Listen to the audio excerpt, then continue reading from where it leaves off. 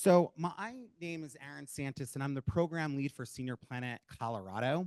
Um, I've been here for about 8 years. I also want to let you know this is our third time doing this kind of hybrid program live from Colorado. So there's some lessons learned, and one of our panelists is running behind because all of you that are joining from home, you didn't have to commute to the center here, but traffic happens, things happen, lives happen. So we have one of our panelists, Darrell, that's going to be joining us a little bit. He's on our way, but that Denver traffic.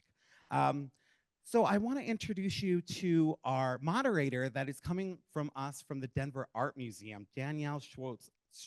I'm sorry, Schultz. Danielle, I want to thank you for joining us today and being here.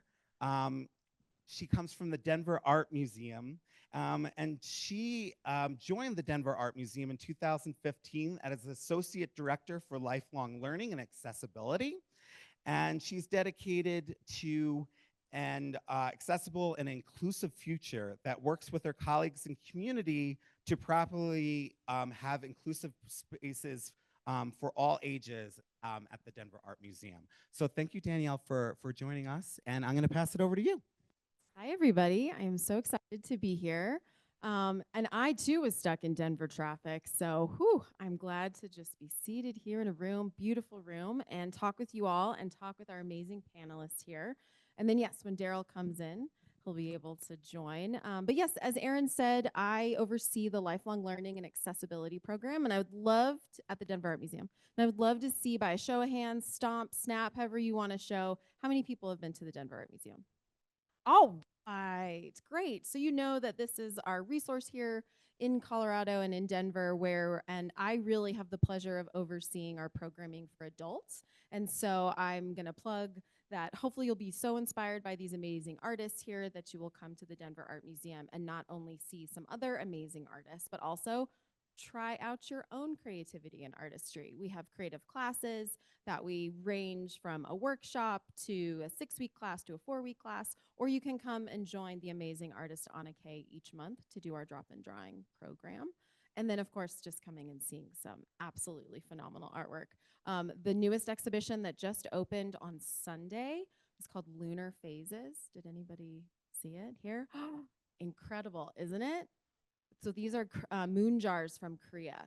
That it is a partnership with the National Museum of Korea. So that'll be the last I'll say, but highly, highly recommend it. It is incredible.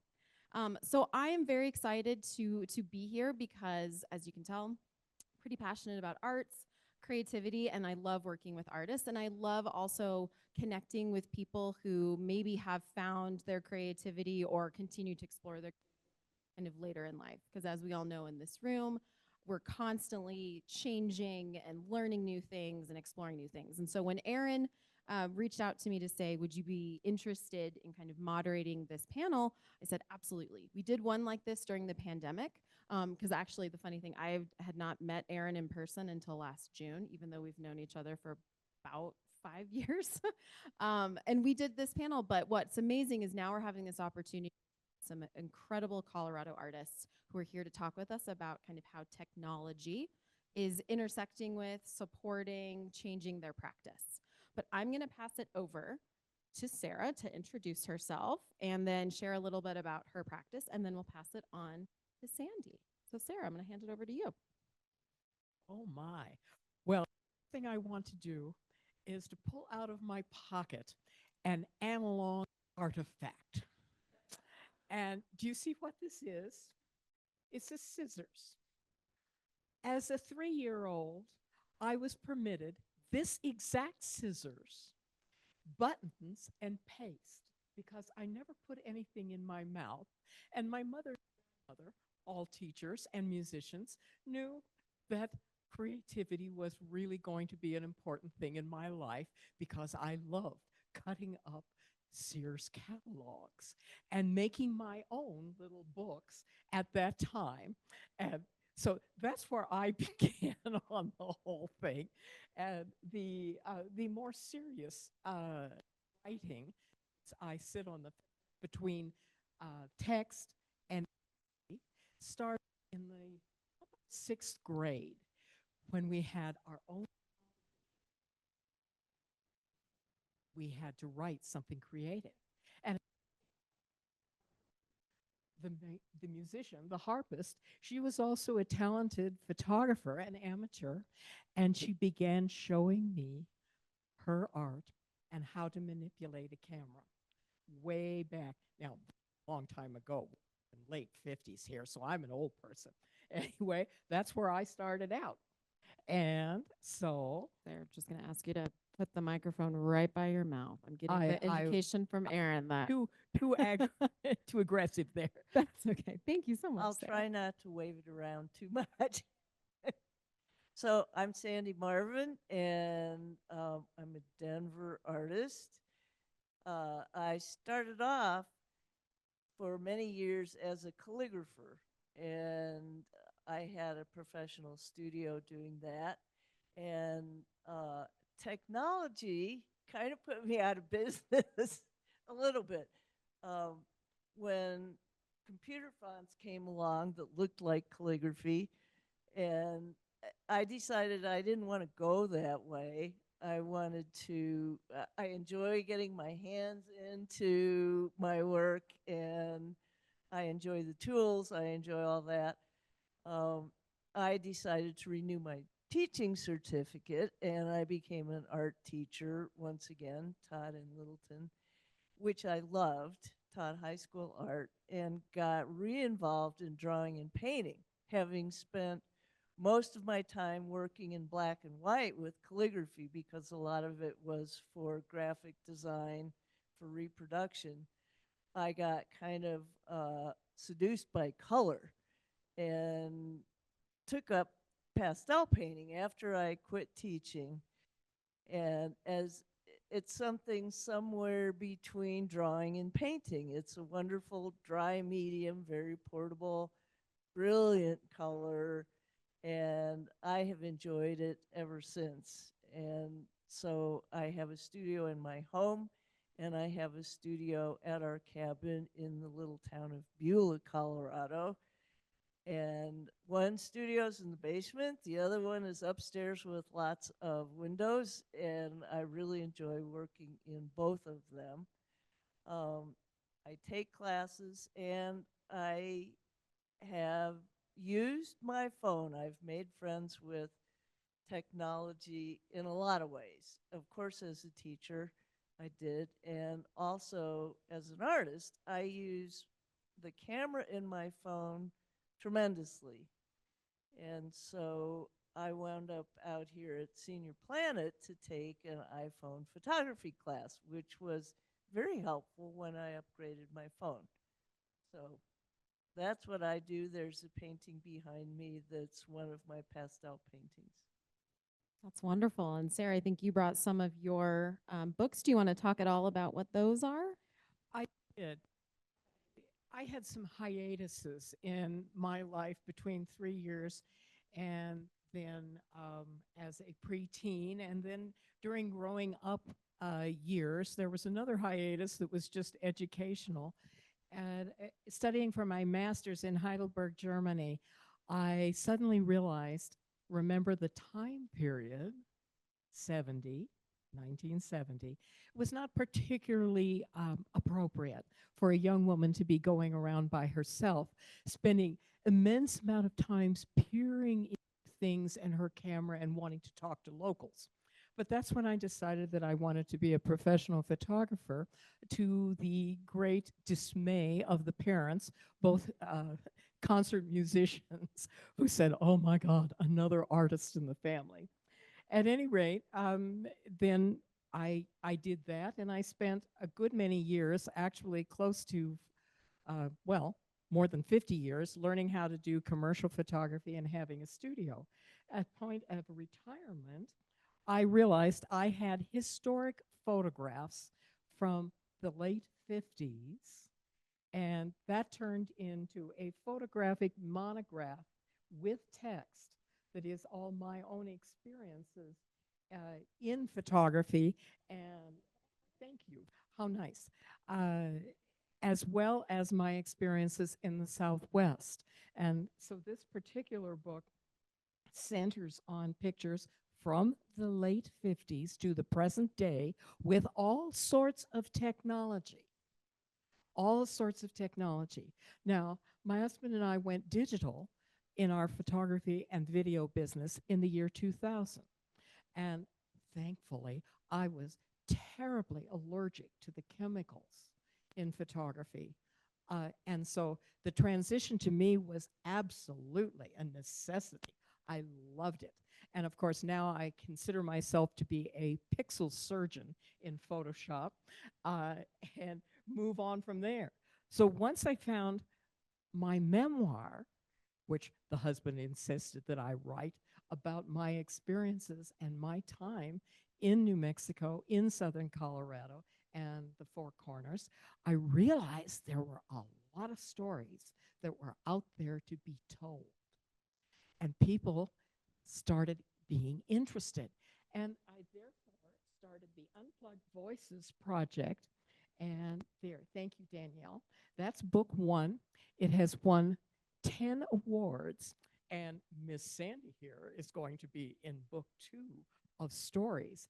It's 125 small tales from the West that otherwise would never get heard. And it is so important as a piece of grassroots history with imagery. And it brings the ethos, the culture, the whole thing that we are Western people and we really value ourselves for that specific identity.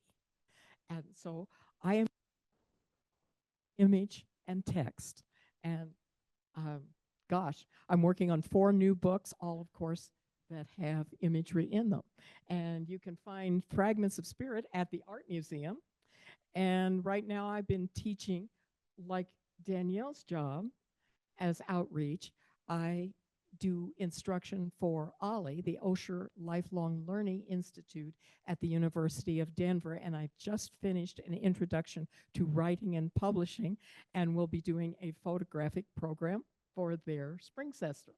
So, Oh, man, both of you are so busy. I know. I was like, exactly. A round of applause. So I love too that both of you touched upon kind of technology and how maybe you weren't running towards it with open arms, but you have seen how it has been a tool. And I think that's, as we know, artists use different tools. I love that you brought a tool from your kind of early childhood artistry, but I would love for you all to explore, are there other ways that you see how you yourselves have used technology, or maybe some other artists and creatives kind of in your sphere? We talked a little bit about whether it's creating work, displaying work, marketing, promotion. Would either one of you like to kind of chime in? Sandy, do you want to start? Well, I have made great use of, uh, once again on my phone, usually, uh, publicizing, I guess you'd say, posting my artwork on Instagram and Facebook, which has been a huge help. I'm in a gallery down on Santa Fe Drive, and we do a lot of our advertising that way and bring people into the gallery. I have a yearly month-long solo show there, and that's the greatest way for me to publicize it. We don't put pictures up, posters all over town anymore. And I do make postcards sometimes, and I can design those using technology, thankfully, and get my postcards printed. Uh, I also subscribe to some different websites, I guess you'd say. I look at instructional videos a lot using technology. There are wonderful instructional videos. I was just looking at one about a new pastel paper, which I had just discovered, and I've been loving it, and I don't know much about it. And there was a great YouTube video about that. That there are videos about lighting. I use my phone as a camera now instead of paying a professional photographer. to shoot my pictures for submission to shows and for my files, keeping them in my files, I shoot my own pictures. And that saved me a lot of money, and I get to adjust them so they look right and get to do that. So all that instruction for me, besides uh, learning how to repair the refrigerator and things like that, YouTube is just wonderful. And but there, so many of my favorite artists are teaching now online, and it's been a huge help to me to be able to see those.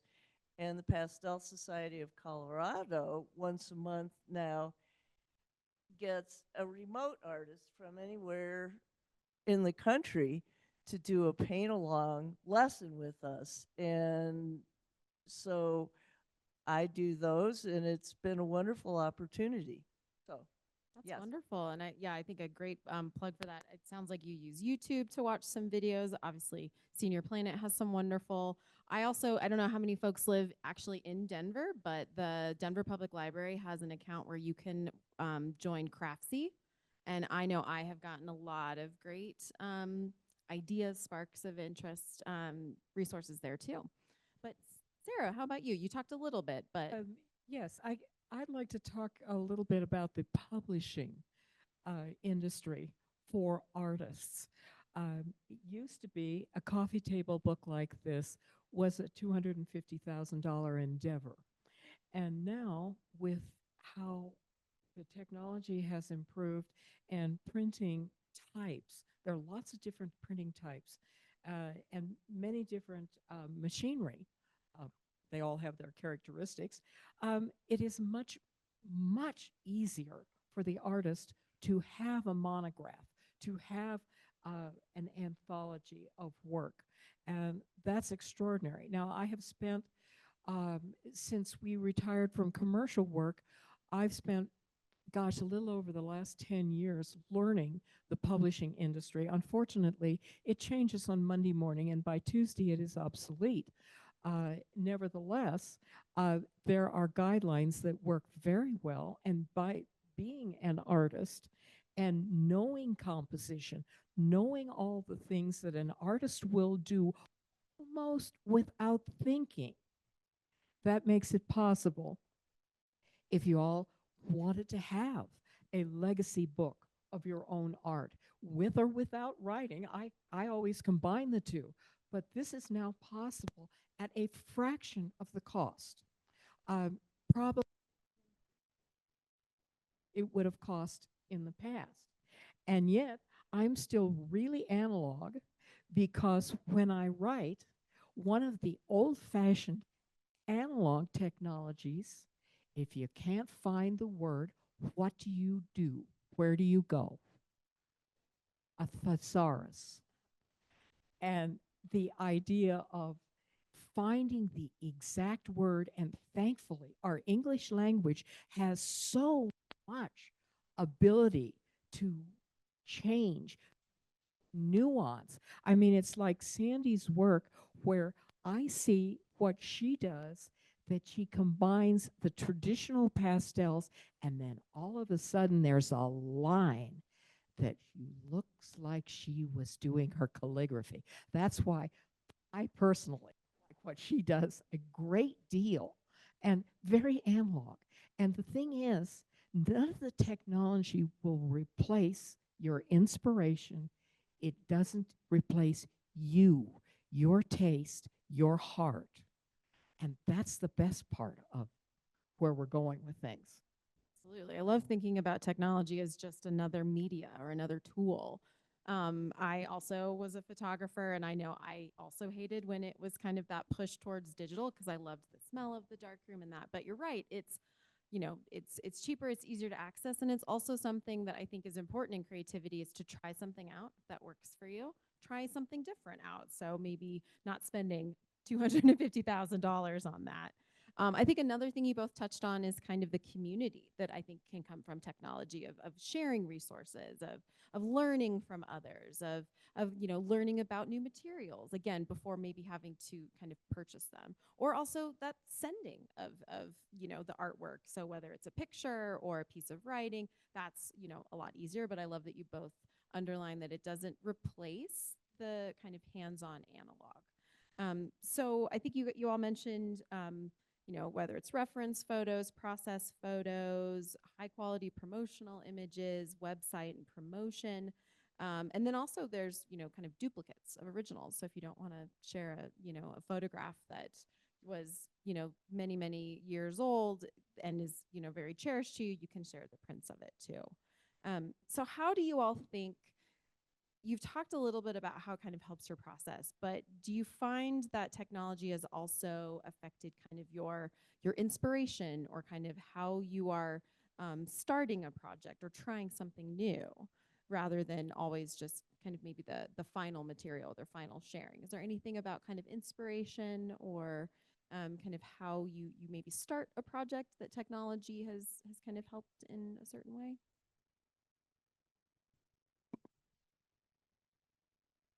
Well, here's a kind of a simple example, but I paint plein air sometimes, and so it's always a good idea to make a little thumbnail sketch, and I do that. But I take pictures with my phone. I need them for reference if I go back to the studio and I need to add on to my painting. So I take my phone out and I take pictures and I look at pictures, I enlarge them, I crop them to help me crop my composition for a painting, and I can do that on the spot a lot quicker than doing a whole lot of sketches. The other thing I can do is I can use an app and I can change my photograph into a 3-value, what we call a NOTAN, a value study to see where my values are when I get ready to start painting and see if I want to change anything. I can alter it. That's a huge help.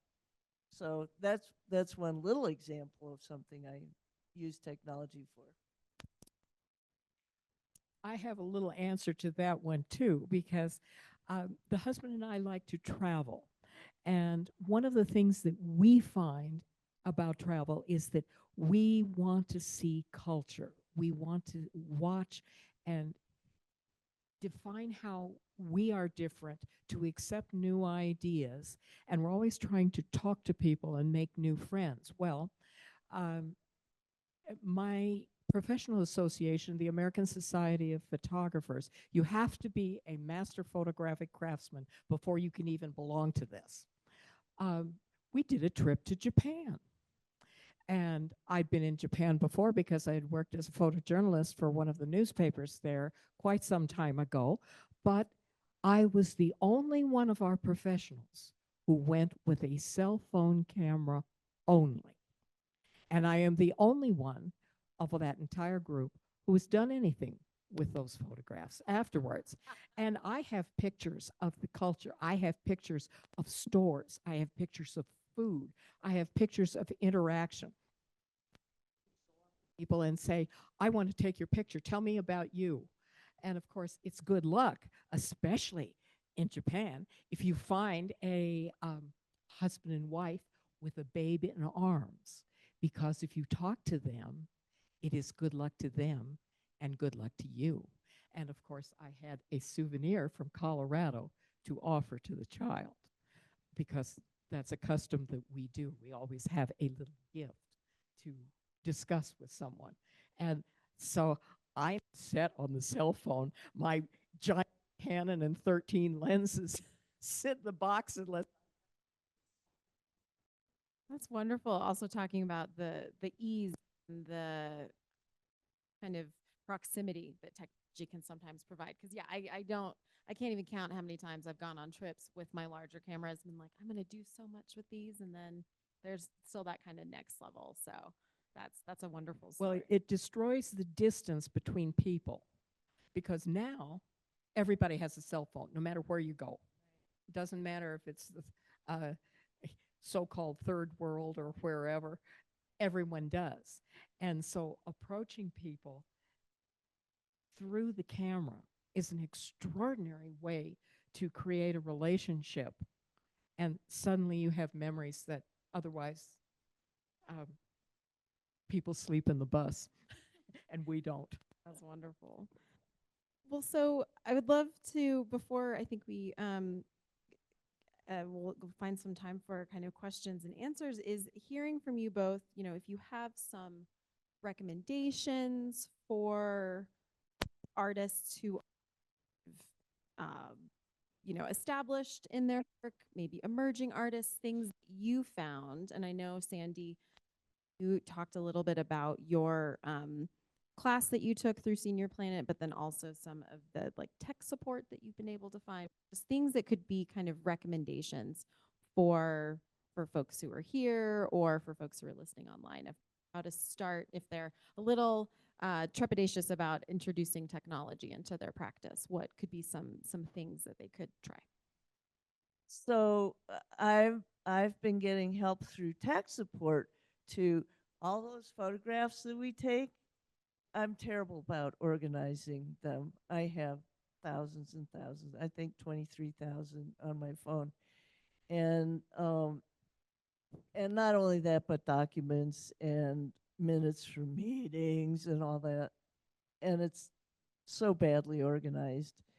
And so I called the hotline and got this wonderful person who was very patient and very helpful and efficient, talking me through how to start organizing all the files on my computer.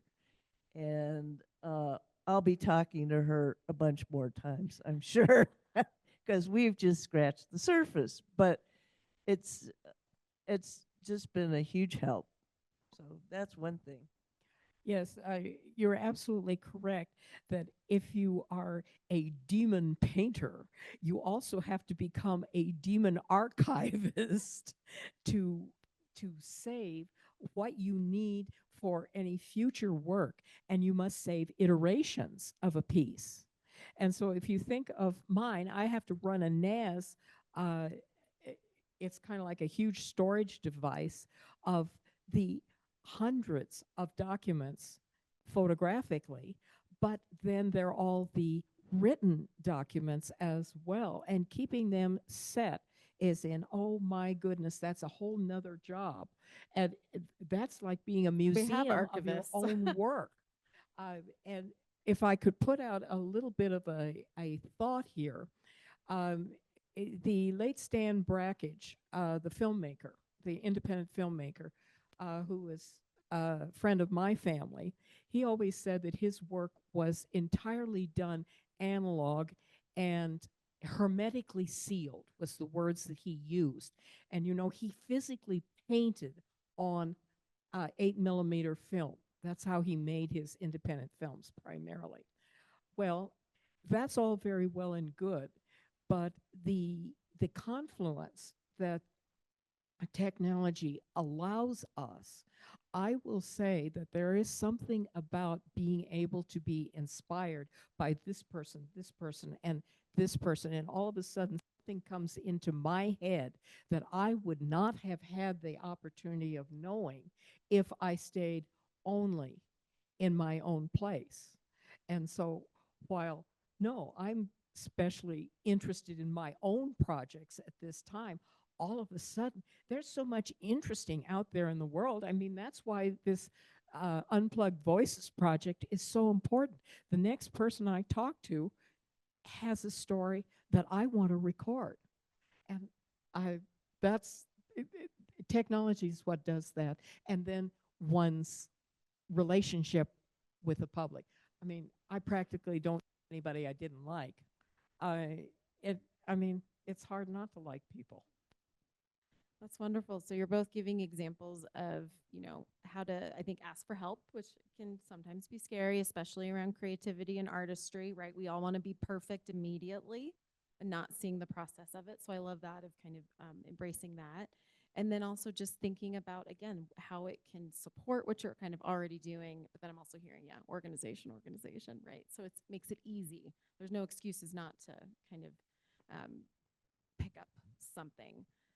So we'd love to kind of take some questions from folks here in Denver with us, as well as I think online and from the air. So we do need to speak into the microphone so that we all can hear, and then also folks online can hear us as well. So I'm going to open up the floor to anyone who is here with us. If you want to just, again, raise your hand, stomp, snap, make some noise, and we can pass it along. And this can be anything about either of these two amazing artists, about the tools that Senior Planet has, anything about, you know, what kind of camera did Sara first take her first photograph with, anything like that. Just let us know. Here we go. We have someone in the front here. I was like, I hear some grumbling too. You gotta. I have a question. What specifically software you using to manipulate your painting? So I learned about Procreate. Have you heard of that one? It's a great one to use with an iPad. And I was watching a friend of mine who teaches show her students how she could take a photograph, a reference photograph, and put it in Procreate and change that. She can take items out of it, Photoshop kind of stuff, only some of it's easier in Procreate. You can draw on it. You can take a painting of yours, and if you can't decide what color to make the background, you can grab a brush and choose a color, and you can color the background and decide if you want to go ahead and do that on your actual painting. I said, well, that takes a lot of the suspense out of it if you don't know if you're going to ruin the painting or not. But doing it by technology like that is a help. So that software seems to be a helpful thing. So those are the kinds of software I know anything about. Can we just repeat the last question for our online audience to get to hear the question that was asked? She asked what kind of software I use to manipulate photographs of my artwork. And so, yeah, I don't manipulate photographs of my artwork as a final product, but for me to see if I want to make changes or to change the sizes or make them accurate for representing my work. Great. It's good to be specific and know about the tools. Other questions in the room? See a hand here, and we also have a hand back here. I'd like to know what kind of a gift you give as a thank you when you meet someone. So was what kind of gift do you give? I think it was a question of what kind of gift did you give the Japanese parents and their child as a welcome gift? Certainly, it depends.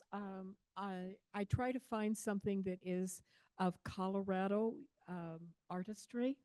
A long time ago, we had quarters that said Colorado on the back and had our forests. I took those to Guatemala because, of course, forestry is a big thing there, aquawells and jungle, of course, and to present a good luck coin and then explain why it is there's a confluence between our countries was a delight.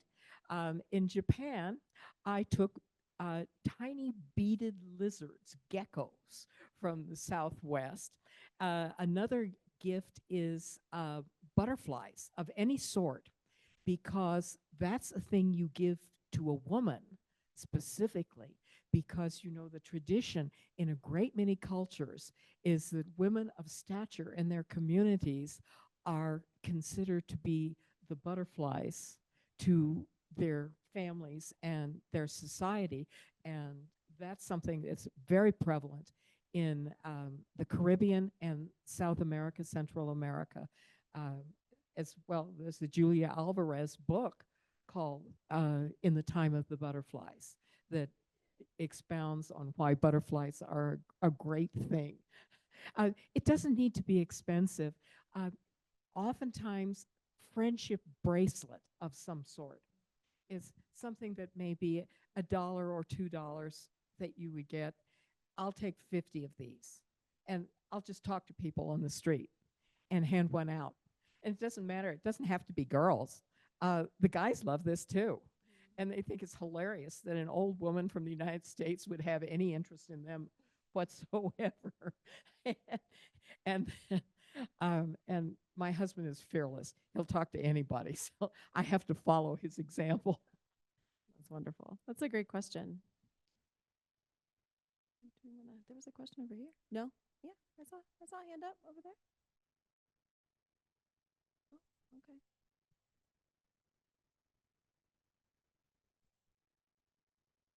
The two of you have terrific backgrounds in art of your own types. And I'm wondering if you have tips for people who may not have a background in art and who, once they've retired, have decided to engage with a new hobby or a new type of art. What would be some of the tips you'd give them about how to get started and how to gain confidence when they're working in a new dimension, completely different from their traditional background? Can I answer that to start with? One of the most common things for an older retired person is a memoir. And there is lots of instruction about memoir. Indeed, the class I just finished teaching for Ollie at DU, and I'll bet you have some programs like that. So that's one of the places immediately. But everybody's going to have a little affinity. And it could be needlepoint, for goodness sakes. It does not need to be what is typically known as a fine art, but what's a fine art anyway? It's in the eyes of the beholder. And so I would say gardening is an art. I would say that designing clothing is certainly an art. Getting started, honestly, I would say you would look at art that you enjoy and what do you aspire to be. Hanging out with artists always works. Going to the art museum never is a bad experience. I mean, going to the library is never a bad experience. Just the smell of the library is most exciting. So I don't know if that's really advice, but if Well, I think everybody Sarah- finds their yeah. own level, and actually you with your beautiful scarf, you've already started something of an artistic appearance. And it is amazing how, if you dress as an artist, you suddenly feel like one and you find things that you never would find. I think that's such a great question of how do you start out if you don't feel like you have an arts practice, because it can be overwhelming. Again, I think there's lots of statistics that, if you are asking who are the most creative people, it's, 5-year-olds, because they don't have those years of being told that doesn't look like that, or are you sure you want to do this? Are you sure you want to go into the arts? But what I heard from you, Sarah, was, exploring around you, trying, dabbling. And I think that's also something to find. And yes, shameless plug, come to the art museum and try one of our workshops or try one of our classes, because I think it's finding what works for you. And I think what is amazing is we have two artists who found that kind of early on, but sometimes it can feel intimidating. If I can share just a quick story, as I mentioned, I did photography kind of growing up. And then just last year, I decided I'm going to do ceramics. And I was in a class, and I had not taken ceramics in 25 years. It was hard, and I was bad at it. And that was really hard, because as you age, you're like, well, I'm getting better at things because I have more experience. And I almost quit, and then I didn't. But it's that kind of hump. But I also love the idea of looking around you at things that you're inspired by, thinking um, if you're into, murals, mosaics, looking at this beautiful pastel painting, just trying something out. And I would say, yeah, places like the Denver Art Museum, Art Students League, the Washington Heights Art Center in Lakewood, those are like phenomenal places. There's also Art Garage, so there's kind of a wide variety of. Sandy, would you add? Certainly. Hi, Darrell. So my Welcome. favorite thing to do is to take a class, and uh, and I have to say one of my best drawing classes that got me started I took at the art museum. I did not pay her to say that, I promise. Wonderful teacher. I followed her through several different places where she was teaching and took a lot of drawing classes from her. But I always take classes. I'm in a class now that is a bunch of pastel artists as well as oil painting, and it's become my home base, really. And they're my tribe. And they give me confidence and inspiration. And so that's my favorite thing to do, not just in art, in anything. I think lifelong learning is a great thing. Finding your people. Well, we're happy to have another person here. Hello, Darrell. It's okay. It is okay. We're all here. You're here. So, Darrell, we would love to hear a little bit more about you, your arts practice, how technology has kind of intersected with it, and just whatever you would like to share today with the fantastic people in this room and online. Welcome. Wonderful. First of all, I need to apologize to the panel because I had a senior moment, got my dates mixed up. But I'm glad to be here, and I'd like to apologize to you guys too, and the folks who are on board with virtual. My world is about doing and engaging in what we're talking about and making that very important to expand my horizons with my work. It's been a beautiful journey. I've been doing this for 39 years. And in that journey, I'm always trying to adjust to the times, and the older I've gotten, is an example that I'm late, it's been more challenging to put myself out there and to submit to the technology that's out there and find a way I can make it diversify my creativity and not only expand here in Colorado, but with the availability of technology, all of a sudden you're in China. And it's amazing what happens because you've opened up this brand new world of existence because of where you can go with what you do and what you've accomplished. That's wonderful. And I think, yeah, just it's fantastic to hear about that openness to changing and to adapting and how technology can do that. Some questions that we had for Sandy was about kind of, and Sara, for specific technology that they've used to kind of support their practice. And then there was another great question of what are some recommendations for folks who are getting started in exploring their creativity? So do you have anything to add to either of those? Yes, I found somebody who understood the vocabulary of the technology.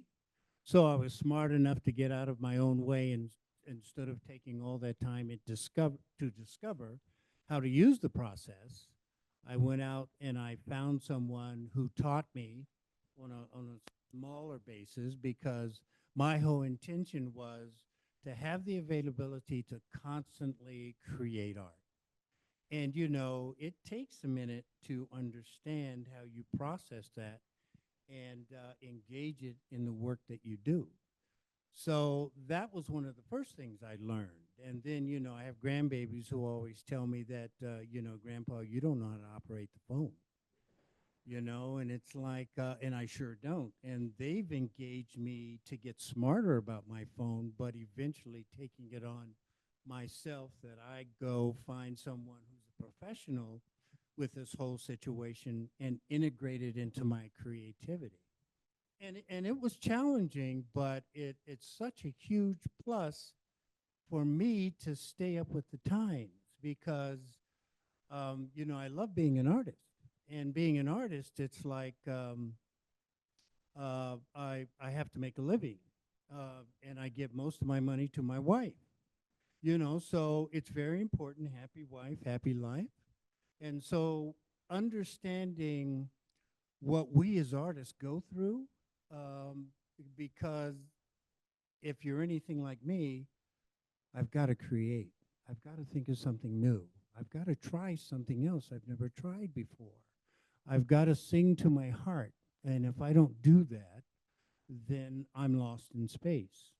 So it's very important for me to be aware of my surroundings, where I can take those surroundings, and how I can make my world of creativity a better place to be to promote myself. Because bottom line, I'd rather paint than trying to figure out my computer to get into South Africa. And I think that's also a great way to think about also answering that other question of questioning things, trying something new. How could you do something different? And that's a wonderful kind of way to see the world and explore it. I want to also make space. I don't know, Erin, if we have any online questions. Great. Oh, yeah. Thanks, everyone. We have a couple of online questions here. The very first one I want to acknowledge was asking about how to get started for folks who maybe never went to college or had formal art training. And I think we covered that fairly well. So thank you for that question here. But feel free to ping us online if you want more information about that. Second question is, Sara, everyone would like to know what the first camera you used was. The first camera was my mother's camera, a Leica rangefinder M2 that she had gotten in Germany because as she married my stepfather, he is German, and they traveled immediately on a honeymoon trip, and she acquired the camera there. And so that would have been 1955, and came back, and that was the first one. And I worked my way through, gosh, contacts and well, of course, I kept the Leicas for years. And Hasselblad was our commercial camera, or Sinar view cameras, which is a great big thing that you need a wheelbarrow to carry, and it has a giant bellows on it, and you use it for architectural and studio work. And that was important. And then as I'd love to add in this answer what you all are saying as learning the new technology. We decided to go digital in the year 2000. And what did we do? We junked all of the other cameras and moved into Canon because at that time they had the most patents on the new technology. Thank goodness we went that way. By the way, I did not go Nikon because when asked to be part, or I was a prospective National Geographic photographer, never got there. They used only Nikons. With my eyes, I could not see through the viewfinders. And so we got prejudiced against that. But in 2000, we realized very quickly we knew absolutely nothing. We had the artistic background, but we couldn't manage the technology. And so I immediately hired a tutorial for myself and my husband, he being the videographer. And the minute that we knew more than that person, we moved on to the next one and hired another person. And eventually we realized that there was so much good in our professional associations out there that we drew upon our colleagues to, but the classes were absolutely a necessity to move in. We knew what we wanted. We just didn't know how to get it. So that's well, And that's, recognizing that other people have that expertise and you Yes, don't have to have but all of that in but your brain. our inspiration is all us, and therefore we have no worries about plagiarism in any art or in any writing. That it doesn't matter. It's still us. Wonderful. Thank you. Thank you. Okay, next question. We have an online participant who has written poems over the years and would like to put them together just for their grandchildren as a remembrance. Where is a place you would recommend to make a book? Oh, golly, I got to take that one. I am a poetry judge for the IBPA. That's the Independent Book Publishers Association. And charging poetry is a really tough deal because, as you might guess, poets disregard punctuation. They disregard grammar. They disregard absolutely everything. I will tell you that the books recently that have garnered the greatest point scores have been collaborations with artists. Watercolors, pastels, drawings. If you happen to have a colleague or a friend who would like to illustrate your poetry, fabulous idea. You'll be a winner right off. As far as places to publish poetry, one of the best poetry groups I know is the Nebraska Society of Poetry. They have lots of good classes. In Denver, Lighthouse Writers Workshop is the place to look for assistance. Southwest Writers out of Albuquerque is another wonderful place, and our very own Colorado Independent Publishers Association is yet one more who would have great ideas. In poetry, you need beta readers, and you need a very specific sort of helper, and that's hard to find. I'd be glad to take on a task if somebody wants to send me something, but I'm hoping I've answered that. Oh, and poetry books are generally small. They're little things that you tuck in your talk into the microphone that you carefully have close to you, because poetry comes so much from the heart.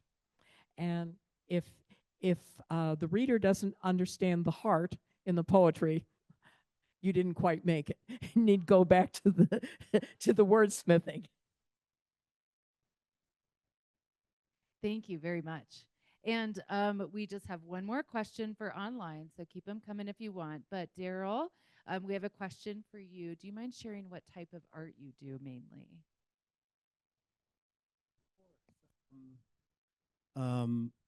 I've been very blessed to constantly take risk at things that I do, and over time, it has supported me. I do public art, and that's painting with people, which is very interesting. My first public art project was DIA, where I put mosaics on the floor, and it was my first time I'd ever done public art. And what I discovered, to make a long story short, is make sure that everybody engaged and involved with me in that project, give them all the credit. And then for some reason, things just fell together and they work. Now, I do portrait work. I work in oil, acrylic, charcoal, pastel, been working on a bunch of jazz imagery using color pencils. And that's sort of my meditation, because for me, it's like one line at a time. And so, and then I allow myself to subconsciously take over, which some things go in the trash and some things I sell. But, I've always been a risk taker. It's very important for me that I stay out of this one and I make sure I take care of this one. Well, in the process of that, I have to trust. And in the process of trusting, there are no limitations for me. So I do a little bit of everything. I've done some work at the Federal Customs House when I got drafted during Vietnam. I got to come back and put art at the Federal Customs House, so that was kind of cool. I was a flight attendant, and when I left that job, I ended up putting artwork on where the Frontier Airlines, who I worked for at the time, putting artwork on the floor is a DIA where Frontier Airlines is. So I've always had these little wonderful moments as to where my artwork would it be engaged with things that I've transitioned with through my life. So yeah, I'm not sure artist who stays with a consistent situation that's going to work for galleries or for my friends and my collectors. I constantly change like the weather. And for me, that keeps it very rich. It keeps me taking risk, and I get to discover things that in the beginning was impossible, but just by taking the risk, I discovered that I could make those things happen.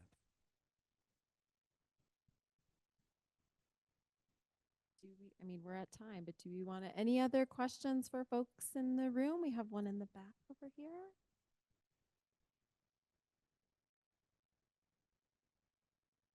First of all, thank you very much. You've been a great inspiration. Really enjoy having you here. And once again, thank you for Senior Planet for putting together such a wonderful event. It was very, very good, and we look forward to the next one. I was thinking about, have you thought about integrating other art forms such as music into the mediums that you're using now? And my second question is, have you thought about using 3D printing as an art form? So 3D printing, music, any other art form? Well, I can answer to the music. Both of my parents were concert musicians and had played all over the world.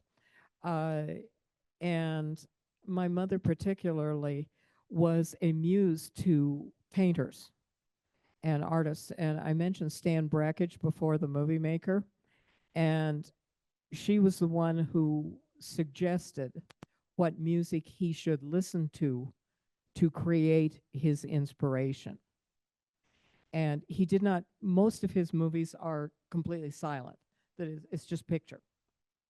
And so he didn't use them in that way, but somehow they had a rapport that they worked toward that. I have heard of a great many artists who insist that early jazz or blues was what they listened to constantly while they were creating. I personally work mostly at night and many times all night because there's nothing else going on and it's completely silent. So while I was also classically trained as a pianist, that was another possibility of doing something rather than art. But I go to a concert to sit and listen quietly to their art rather than using it as my inspiration. I can't speak to the 3D printing. My brother and his son do that in an amateur basis, and they just have fun with it. I don't know much of anything else about it. Darrell, you mentioned that you have a new series right now that's about jazz. So I don't know, Sandy, if you want to, oh, there we go. You can use that microphone. Yes, I love jazz. So I visually try to create a visual sound in my work that on a two-dimensional surface. So there's a lot of swirls and lines that I can direct your visual observation and eventually help you travel through what I'm doing. So for me, it's about, I believe in visual two-dimensional music. And so I listen to jazz, but, I also listen to classical, which gives me a different flavor, especially when I'm at a large canvas on my easel. And, I do a lot of pacing back and forth, especially when you work large. I always have to step back, see what I'm doing so I can correct what I think need correcting or go where I wouldn't have gone before.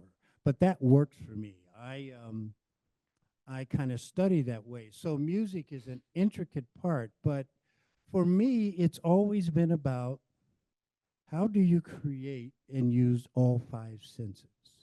I mean, can I smell it? Can I hear it? Can I taste it? I know I can feel it and see it, but Once I've taken that kind of journey in the creative process of my work, when I need to pause, it's taught me how to do that. When I'll put some music on and go elsewhere.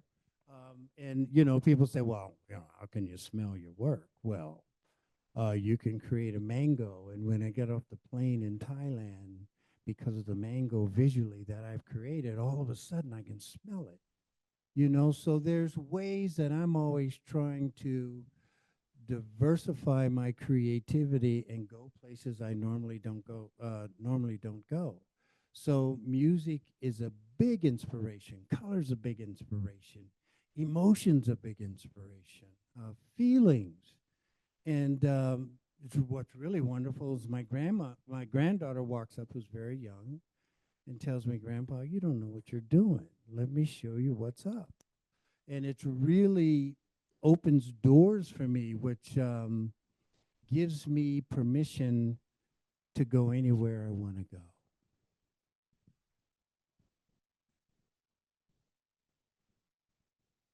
I would like to call that umami of art. Now, everybody knows about the four tastes, don't you all? Sweet, salty, bitter, sour. Well, the last thing is umami, that delicious, delectable something that approaches, as Darrell says, I mean, that was eloquently stated. Thank you, of having all the senses. And that's true of every last piece of art, is what is it in your creation that evoke this sense of that it's something past what we can actually describe. I encourage you to dance your name, which belongs to you, and nobody will ever be able to um, take away that from you. Because I do that a lot with folks, because your signature is a lifetime experience and how it constantly changes. So the first time I got this wild idea, I butcher block paper, charcoal, and I wrote my name in cursor. And then I just started following it, and all of a sudden I had to turn this way, I had to go that way. When it came to the R's, I was doing, and so all of a sudden this dance showed up. And then I would practice the dance. And so just to let you know, each and every one of you who are here are extremely artistic. And, you know, I invite you to challenge those things over your lifetime about what you have in layaway, because it's there. I think that is a wonderful way to end this. So thank you to our amazing artists and panelists. Thank you all for being here.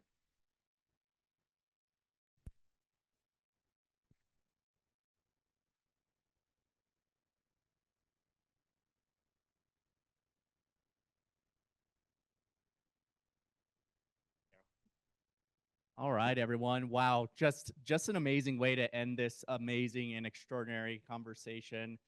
I hope you leave today feeling inspired and energized by this conversation. I know I will for sure. Quickly, my name is Dayton Romero. I'm the regional program manager here with Senior Planet. I just want to echo Danielle and thank the extraordinary panelists, Sara, Sandy, and Darrell. And Danielle, thank you so much for moderating. I also want to recognize the Senior Planet staff and volunteers who are in front of the scenes, behind the scenes to make this event happen. So thank you, and those on the virtual side as well.